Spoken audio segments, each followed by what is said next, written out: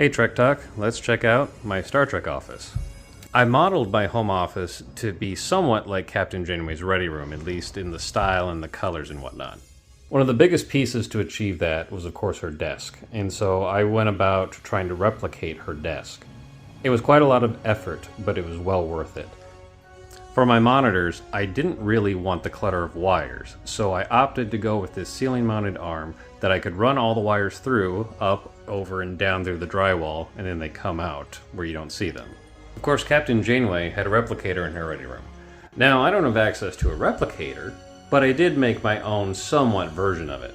I wanted a space where I could get my own water if need be, so I ran water lines to the sink and whatnot, and then, of course, a coffee machine if I want coffee or tea. And put in my own cabinets here so I can store various Star Trek, glassware, such as Captain Picard's teacup, Captain Sisko's mug when he was on the Defiant. The interesting thing about this particular cabinet is the fact that it's actually between two studs in the wall. Because I didn't want something that jutted out, I wanted something that would be just more in line and look like it just kind of belonged. The room also doubles as guest quarters.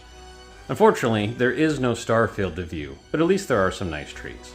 Of course, I'm still working on putting up more decorations, but of course you have the Enterprise D in acrylic. I made this, well I didn't make the acrylic, but I made this to be a secret door that has the air cylinder behind it, so I can make adjustments.